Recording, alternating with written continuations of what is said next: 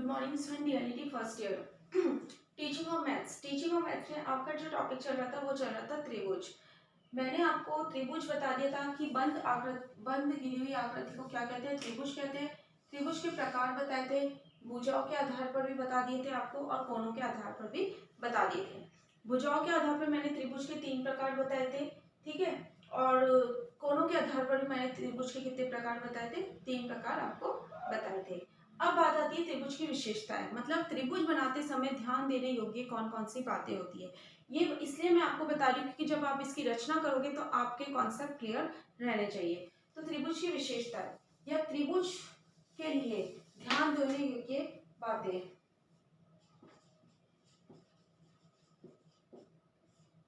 त्रिभुज के बनाते समय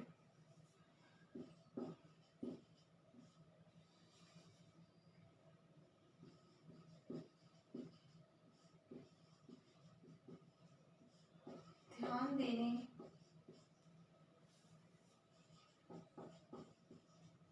योग्य बातें। नंबर 1, किसी भी त्रिभुज के तीनों अंत्य कोणों का योग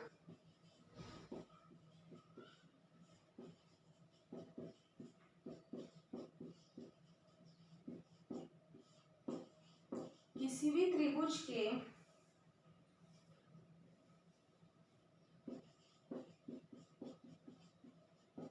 तीनों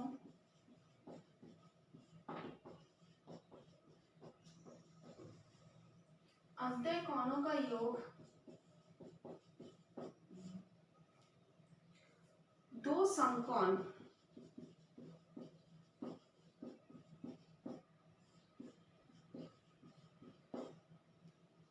होता है। आपको पता ही है कि त्रिभुज के तीनों अंत्य कोणों का योग कितना होता है, 180 डिग्री, मतलब किसके बराबर होता है, दो समकोण के बराबर होता है। तो पहली विशेषता ये है या पहली बात ये ध्यान रखनी है आपको कि किसी भी त्रिभुज के तीनों अंत्य कोणों का योग 180 डिग्री ही होता है। फिर दूसरा नंबर, किसी त्रिभुज में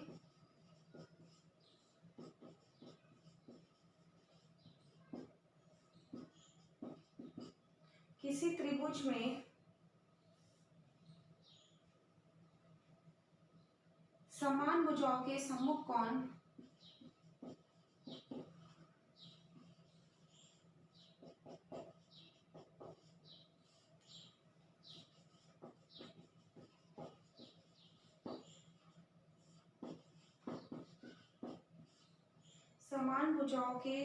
कोण समान होते हैं।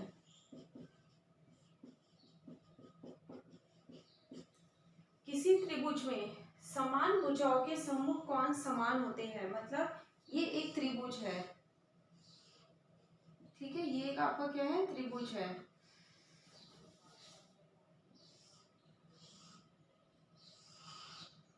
अब त्रिभुज में समान भुजाएं, ये समान भुजाएं है, तो इससे बनने वाला जो कोण है वो भी क्या होगा, समान होगा। क्लियर हो गया। तो ये क्या है, किसी त्रिभुज में समान भुजाओं के सम्मुख कोण क्या होते हैं, आमने सामने के कोण क्या होते हैं, हमेशा समान होते हैं। फिर नेक्स्ट आता है इसके अंदर थर्ड,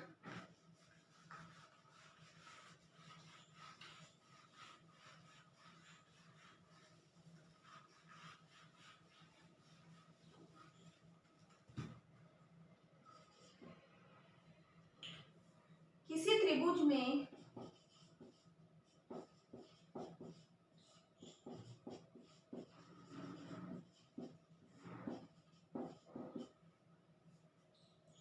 समान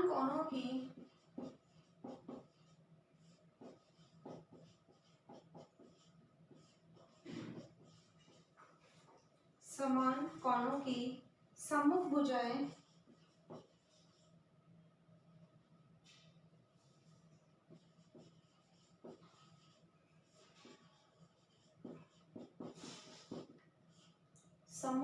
समान होती है।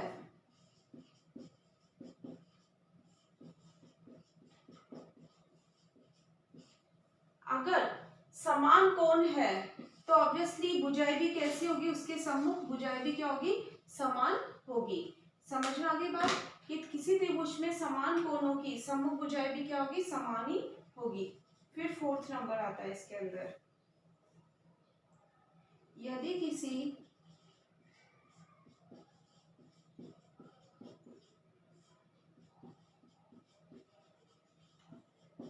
त्रिभुज की दो भुजाएं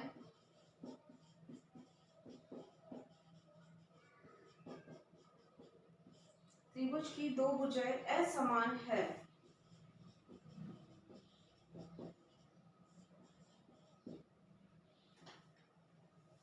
तो बड़ी भुजा के सामने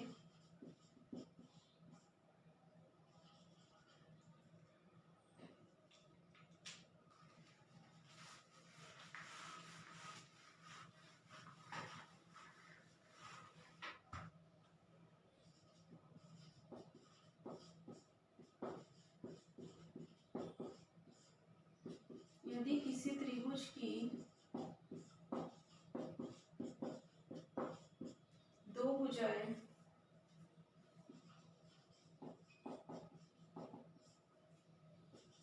असमान है,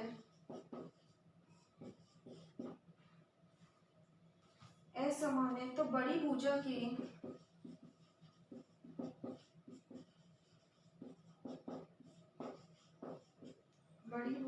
सामने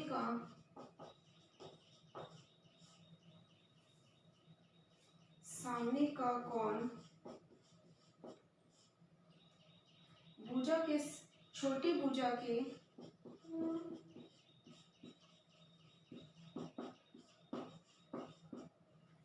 भुजा के सामने की अपेक्षा सामने के कोण की अपेक्षा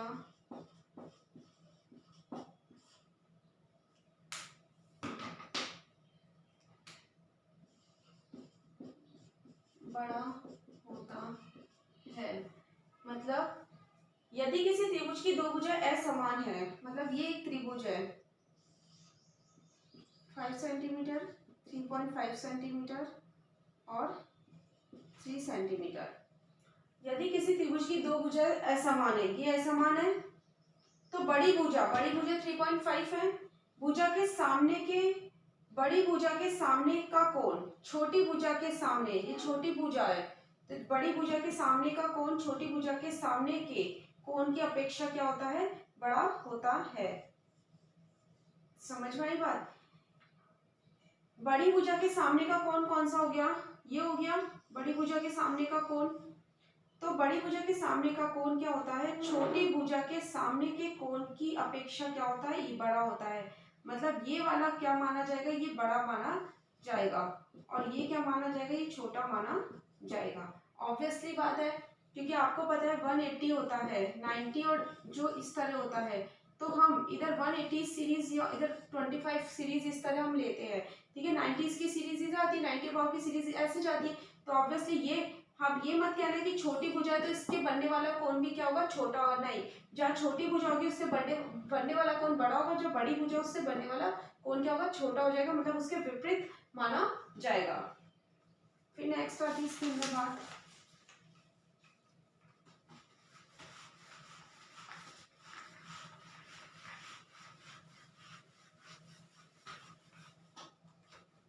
फिफ्थ नंबर आता है, यदि किसी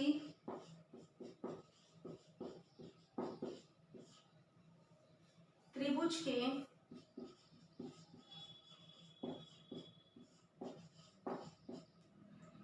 दो कोण असमान है,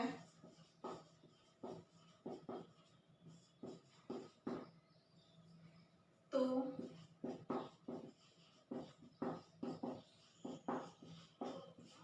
बड़े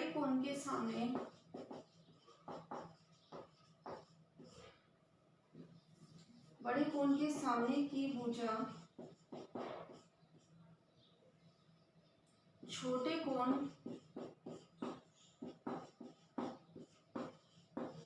छोटे कोण के सामने की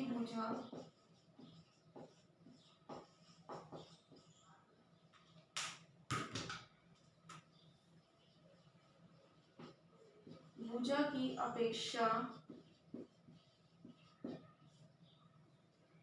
बड़ी होती है। सेम वही बात आती है, त्रिभुज के जब दो कोण असमान है, इधर भी और इधर भी, तो बड़े कोण के सामने की भुजा छोटे कोण के सामने की भुजा की अपेक्षा बड़ी होती है। वही बात आगे सिद्ध हो गई कि जैसा मैंने आपको बताया था, ये भी अलग अलग है दोनों कोण।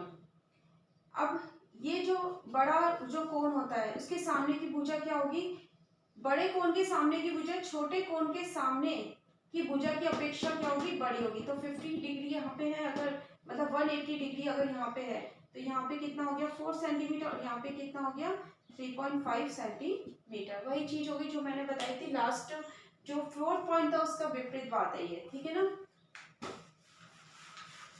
अब नेक्स्ट है लाइन,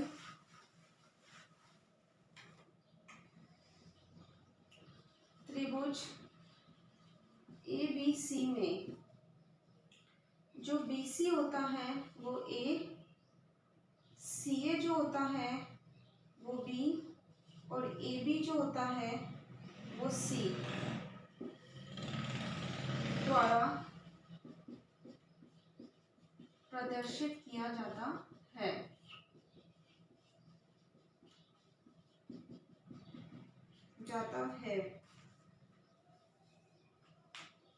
इसका मतलब क्या है, ये त्रिभुज है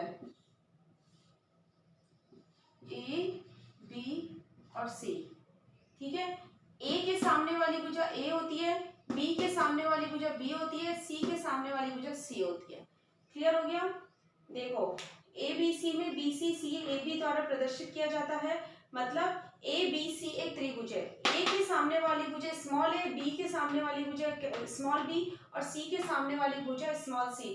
BC जो होता है वो A हो गया, CA जो होता है वो B हो गया, और AB जो होता है वो कैपिटल O स्मॉल c हो गया। इस तरह से प्रदर्शित करती है।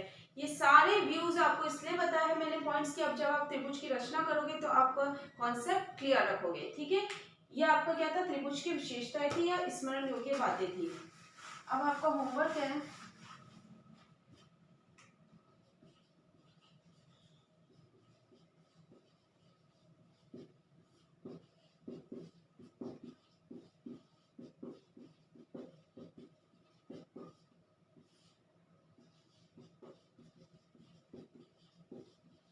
त्रिभुज की विशेषताओं को सचित्र स्पष्ट कीजिए। एक एक विशेषता लेते हो, उसके कॉन्सेप्ट को क्लियर रखना है आपको, है ना। घर पे रहिए, सुरक्षित